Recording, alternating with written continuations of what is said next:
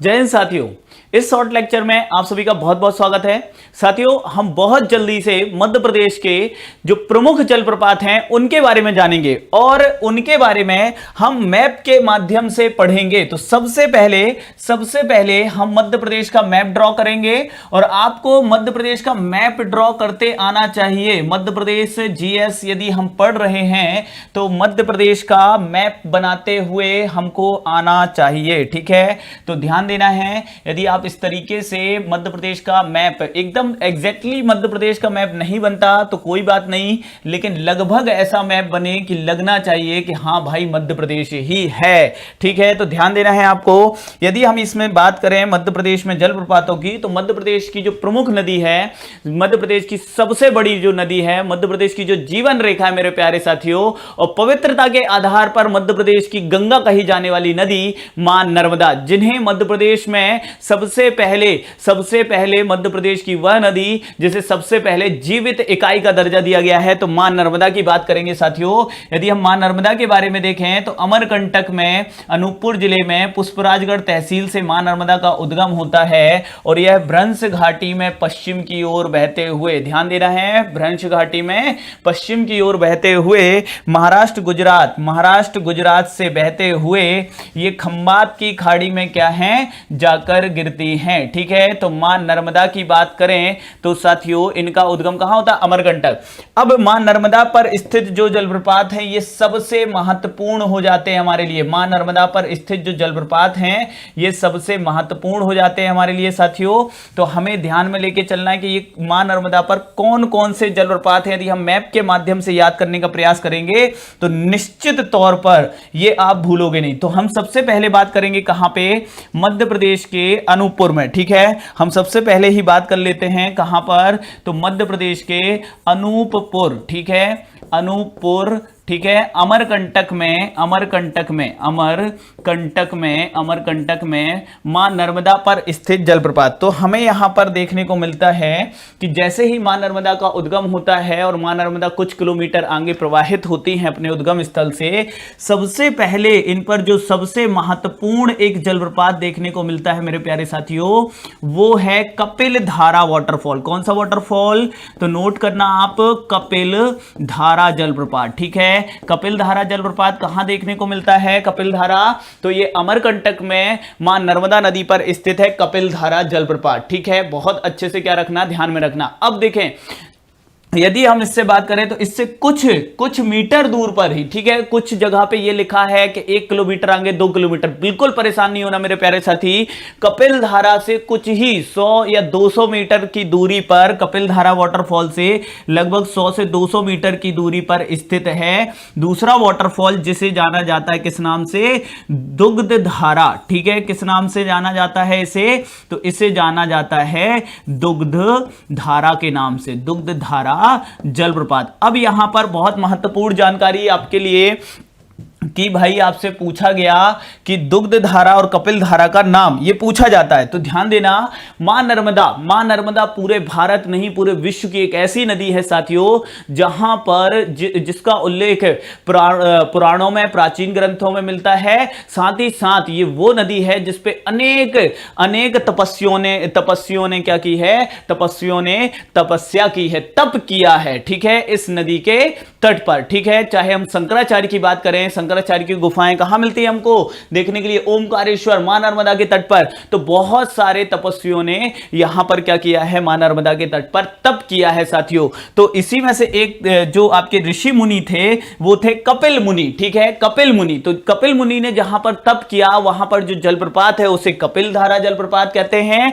और उससे ही कुछ दूरी पर दुर्वासा ऋषि, ध्यान देना है, कौन से ऋषि, दुर्वासा ऋषि ने तप किया, तो वहां पर जो वाटरफॉल है उसे दुग्ध धारा वाटरफॉल के नाम से जाना जाता है। और ध्यान रखना, इसमें कपिल धारा की जो हाइट है साथियों, कपिल धारा की हाइट जो है वो लगभग 12 मीटर से अधिक है और दुग्ध धारा की हाइट जो लिखी होती है 5 मीटर 10 मीटर। मेरे प्यारे साथियों, यदि दुग्ध धारा की हाइट की बात करें तो इसकी हाइट लगभग 3 मीटर के आसपास है, केवल लगभग 3 मीटर के आसपास है किसकी, दुग्ध धारा की हाइट। तो इसको भी बहुत अच्छे से ध्यान में लेके चलना। अब देखना, यहां से यदि हम बात करें हैं तो यहां से मां नर्मदा आगे प्रवाहित होती है कहां पर, तो पश्चिम दिशा की ओर। और फिर अनूपपुर जिले से कहां आती है, डिंडोरी। डिंडोरी शहर किस नदी के तट पे है, मां नर्मदा के तट पे है।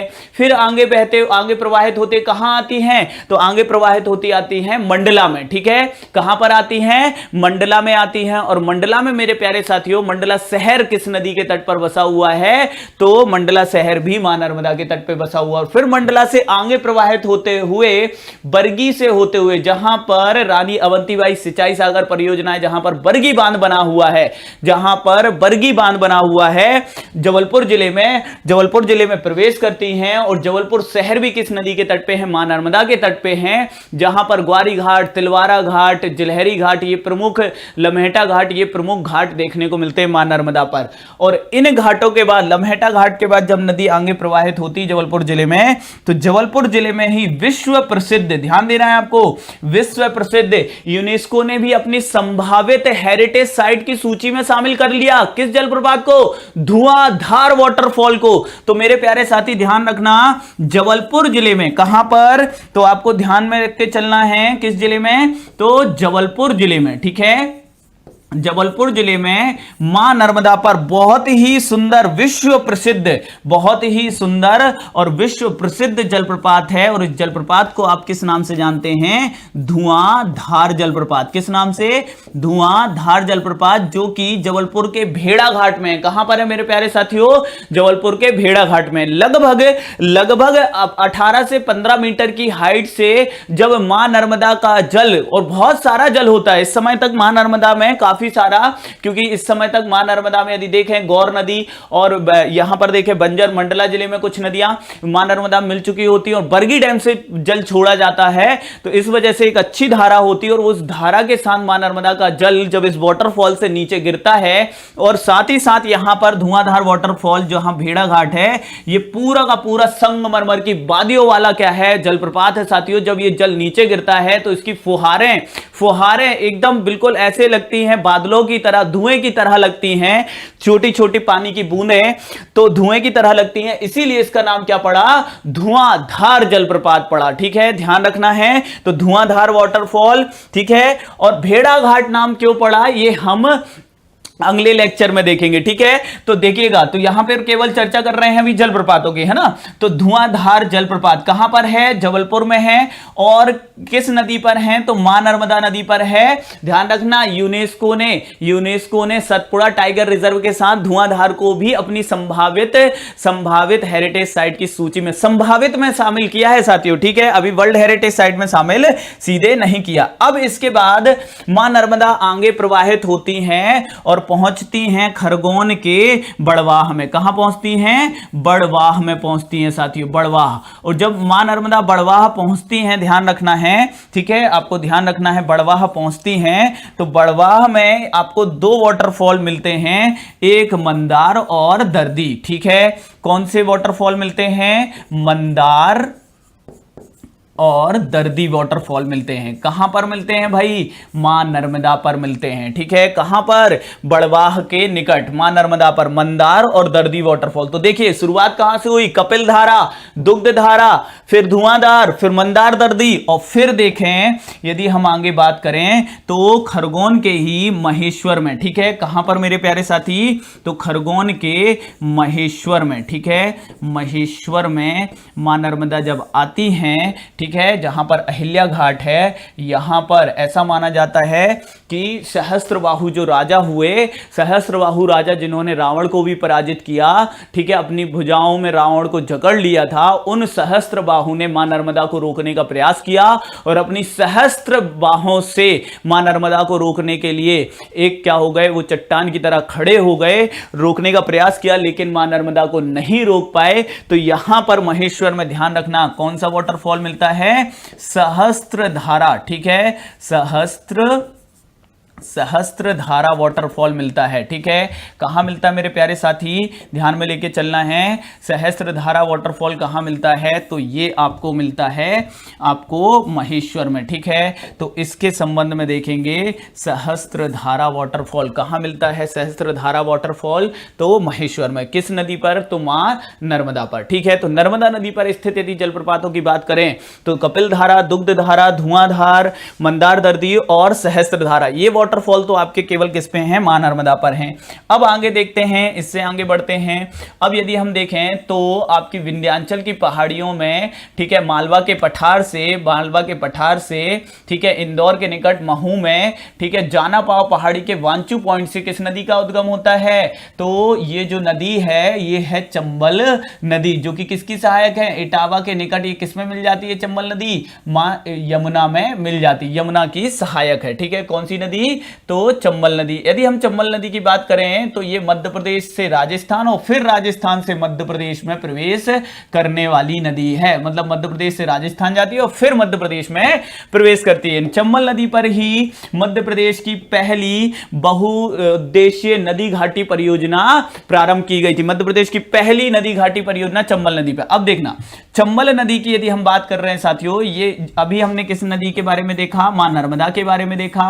अब हम किसकी बात कर रहे हैं, तो चंबल नदी पर स्थित जलप्रपातों की बात कर रहे हैं। ठीक है, चंबल नदी पर। अब चंबल नदी पर यदि हम देखें तो इंदौर में ही हमें दिखाई पड़ते हैं इस पे जलप्रपात। कौन कौन से, तो ध्यान देना, पाताल पानी जहां पर कुछ वर्ष पहले, ठीक है, कुछ वर्ष पहले घटना घटित हुई थी। ठीक है, पाताल पानी। ठीक है, कुछ लोग यहां पर पिकनिक के लिए गए थे बरसात के समय, अचानक पानी आ गया। ठीक है, तो पाताल पानी और झाड़ीदा। ठीक है, तो भाई झाड़ीदा और पाताल पानी, ये जो दो वाटरफॉल हैं ये इंदौर में, ठीक है, इंदौर में किस नदी पर, तो ध्यान रखना, इंदौर में किस नदी पर, चंबल नदी पर स्थित वाटरफॉल हैं पाताल पानी और झाड़ीदा। इसके अलावा एक और बहुत महत्वपूर्ण जिसे लेके बड़ा कंफ्यूजन भी है, चूलिया वाटरफॉल। साथियों कौन सा वाटरफॉल, ध्यान देना, चूलिया। भाई अब कुछ बुक्स में इस वाटरफॉल को लेके लिखा हुआ है कि ये जो आपका वाटरफॉल है ये मंदसौर में है।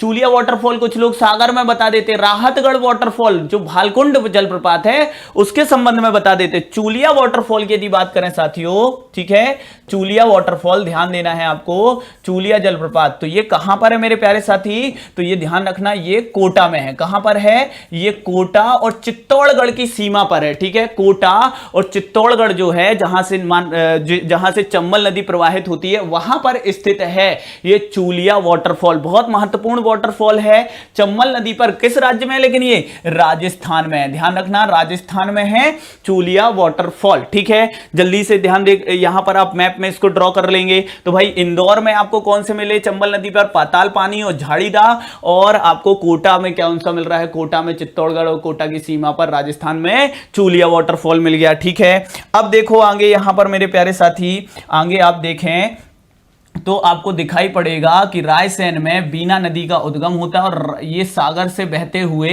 बेतवा की सहायक है। कौन सी नदी, ये जो नदी है ये है बीना नदी। ठीक है, कौन सी नदी है मेरे प्यारे साथी, ध्यान देना, तो ये हम बात कर रहे हैं बीना नदी की। ठीक है, और बीना नदी पर, ठीक है, सागर के राहतगढ़ में, ठीक है, सागर के राहतगढ़ में बीना नदी पर जो वाटरफॉल है उसे राहतगढ़ वाटरफॉल या भीमकुंड वाटरफॉल भी कहते हैं, या भालकुंड कहने लगे हैं। क्या कहने लगे हैं, भाल कुंड जलप्रपात। ठीक है, भालकुंड जलप्रपात, चूंकि ये राहतगढ़ में है बीना के आपके सागर के, इसीलिए इसे क्या कहते हैं, राहतगढ़ वाटरफॉल भी कहते हैं। राहतगढ़ का किला भी इसी के निकट बना हुआ है। तो भालकुंड जलप्रपात, ध्यान रखना, भालकुंड जलप्रपात किस नदी पर है, तो बीना नदी पर है, सागर के राहतगढ़ में। ठीक है, बहुत अच्छे से ध्यान में रखना। बीना किसकी सहायक है, बेतवा की सहायक है। ठीक है, फिर देखो इसके बाद यदि चर्चा की जाए तो कैन नदी जो कि कटनी की रीठी तहसील से निकलती है साथियों, और ये सीधे यमुना में जाकर मिलती है। कौन सी नदी? कैन नदी, ठीक है, कैन नदी, ठीक है, ध्यान रखना है आपको।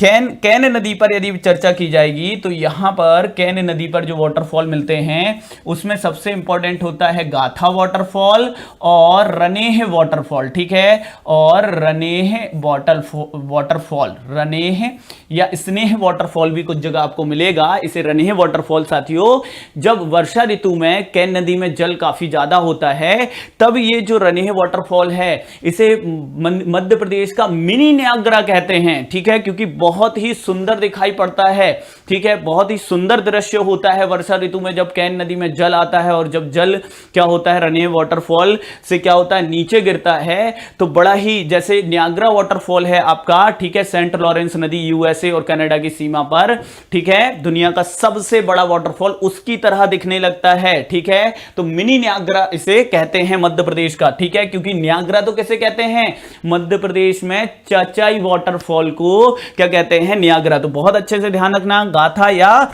रनेह वाटरफॉल किस नदी पर है भाई? ये तो ध्यान रखना ये कैन नदी पर है, ठीक है, कौन सी नदी? कैन नदी। अब मेरे प्यारे साथियों, अब हम किसके बारे में जानेंगे? तो अब हम जानेंगे मध्य प्रदेश में सबसे बड़ा वाटरफॉल, मध्य प्रदेश के 3 बड़े वाटरफॉल्स के बारे में मैं आपको अब बताने वाला हूं। और ये तीनों वाटरफॉल्स कहां पर हैं? रीवा में हैं, ठीक है, ये कहां पर हैं? रीवा में हैं। अब इन तीनों वाटरफॉल की यदि बात करें तो इसके अंतर्गत मैं आपको बताऊंगा चचाई वाटरफॉल, ठीक है, इसके अलावा बहुटी वाटरफॉल और केवटी वाटरफॉल, ठीक है, केवटी। और इसके अलावा मैं आपसे इसी में चर्चा करूंगा, रीवा में ही है पुरवा जलप्रपात, तो पुरवा वाटरफॉल की, पियावन जलप्रपात और बेलोही जलप्रपात, ठीक है, ये जलप्रपात कहां पर है? रीवा में है, ठीक है। तो बहुत अच्छे से अब हम इन जलप्रपातों के बारे में जानने का प्रयास कर लेते हैं, ठीक है। तो अब यदि हम देखें, यदि मैं आपको एक डायग्राम के माध्यम से सारी चीजें बताने का प्रयास करूं तो देखिएगा, ये मान लीजिए क्या है? रीवा, ठीक है, एक डायग्राम के माध्यम से समझिए, क्योंकि इन जलप्रपातों को लेकर बड़ा कंफ्यूजन, कुछ जगह पे ये बता दिया गया है कि जो आपके चचई और बहुटी केवटी ये जो वाटरफॉल हैं ये तीनों के तीनों वाटरफॉल बीहड़ नदी पे हैं, जबकि अभी अब आपका ये क्या होगा? टॉपिक एकदम क्लियर होगा। मेरे प्यारे साथी आप ध्यान देंगे, सतना से यदि हम देखें तो मैहर के निकट तमसा कुंड से सतना जिले में उद्गम होता है किसका? टोंस नदी का, ठीक है, टोंस नदी। और टोंस नदी इस तरीके से प्रवाहित होते हुए आगे कहां पर? प्रयागराज जिले में किससे मिल जाती है? प्रयागराज जिले में गंगा से मिल जाती। कौन सी नदी? टोंस। सोन के अलावा जो टोंस है ये मध्य प्रदेश की दूसरी नदी है जो सीधे किससे मिलती है? गंगा से मिलती है, ठीक है, ध्यान देना। हम बात कर रहे हैं मध्य प्रदेश के रीवा में स्थित जलप्रपातों की। अब ध्यान देना, यदि हम बात करें तो एक नदी, ठीक है, एक नदी जिसका नाम क्या है भाई? आपके बीहड़, ठीक है, बीहड़ नदी, ठीक है। तो बीहड़ और बिछिया, बीहड़, ठीक है, और बिछिया, ध्यान रखना, बीहड़ और बिछिया, इन नदियों का संगम कहां है? रीवा में है, ठीक है, ध्यान रखना। रीवा जो शहर है वो किन नदियों के संगम पर है? तो बीहड़ बिछिया के संगम पर है, ठीक है, ध्यान रखना इधर पे। अब जब बीहड़ आगे बहती है तो ध्यान रखना है, बीहड़ आगे बहते हुए उत्तर की ओर बहते हुए किसमें जाके मिलती है? बीहड़ जाकर मिलती है टोंस में, ठीक है। और ये कहां पर जाके मिलती है भाई? तो आपके यहां पर देखने को मिलती है तहसील रीवा की सिरमौर तहसील, ठीक है, कौन सी तहसील? सिरमौर तहसील, ठीक है। फिर यदि हम बात करेंगे तो ध्यान देना है आपको, ठीक है, फिर सिरमौर तहसील के यदि हम उत्तर की ओर जा रहे हैं तो बाईं ओर यदि हम देखेंगे, मुड़ेंगे तो हम पहुंचेंगे चचई, और उसके दाईं ओर मुड़ेंगे तो महाना नदी, ठीक है, ध्यान देना, कौन सी नदी है? महाना नदी है, महाना, ठीक है, महाना नदी है। और फिर मऊगंज तहसील में एक नदी दिखाई पड़ती है जिसे सेलर नदी के नाम से जाना जाता है, ठीक है, कुछ अलग अलग जगह पे अलग अलग नदियां, जो कि किसकी सहायक है? ये सेलर, ध्यान देना, ये सहायक है बेलन की। किसकी सहायक है? ये बेलन की सहायक है। और जो बेलन है ये किसकी सहायक है? तो ये जो बेलन, ठीक है, बेलन, बेलन नदी, ठीक है, बेलन नदी किसकी सहायक है? टोंस की। और बेलन की सहायक कौन सी है? सेलर, ठीक है, सेलर, ठीक है।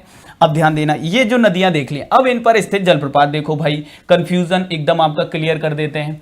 तो सिरमौर तहसील के अंतर्गत स्थित है कौन सा वाटरफॉल, नोट कर लो, ये जो वाटरफॉल है ये है चचई वाटरफॉल, ठीक है। और इसकी हाइट कितनी है 130 मीटर, लेकिन ये मध्य प्रदेश का सबसे बड़ा है, इसलिए इसे मध्य प्रदेश का क्या कहते हैं, मध्य प्रदेश का नियाग्रा कहते हैं। क्या कहते हैं, मध्य प्रदेश का नियाग्रा कहते हैं।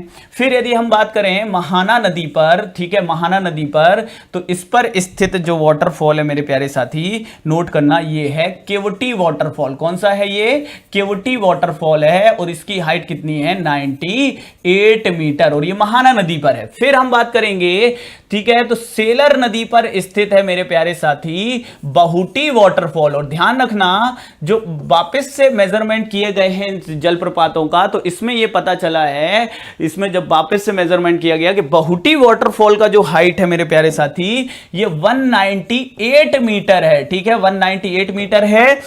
रीवा जिले की वेबसाइट पर भी यह तथ्य सुधार दिया गया है, और अब बहुत सारी बुक्स ने भी यह तथ्य सुधार दिया है, क्योंकि इससे पहले तक सबसे ऊंचा जलप्रपात कौन सा होता था, चचई, लेकिन अब वर्तमान में सबसे ऊंचा जलप्रपात कौन सा है, तो सबसे ऊंचा जलप्रपात है मेरे प्यारे साथी, सबसे ऊंचा जलप्रपात कौन सा है मध्य प्रदेश का, ठीक है, प्रदेश का सबसे ऊंचा जलप्रपात है बहुटी वाटरफॉल 98 मीटर, ठीक है। अब इसमें ध्यान रखना, आगे ध्यान रखना, जो टोंस नदी है, ठीक है, टोंस नदी है रीवा जिले की सिमरिया तहसील में, उस पर स्थित है पुरवा जलप्रपात। कौन सा, पुरवा जलप्रपात। बसावन मामा अभ्यारण्य भी यहीं पर स्थित है, बसावन मामा मंदिर भी है, और यहीं पर है पुरवा जलप्रपात, जिसकी हाइट है लगभग 70 मीटर, ठीक है, जो किस पर है, टोंस पर है। तो ध्यान रखना, टोंस नदी पर रीवा में कौन सा जलप्रपात है, पुरवा, बीहड़ पर कौन सा है, चचई, केवटी किस पर है, महाना, और सेलर पर है बहुटी। और मध्य प्रदेश का वर्तमान में सबसे ऊंचा जलप्रपात कौन सा मेरे प्यारे साथी,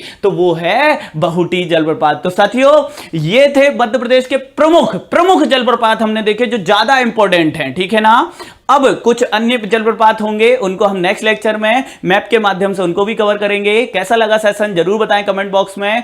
इस लेक्चर के लिए बहुत बहुत धन्यवाद, थैंक यू सो मच।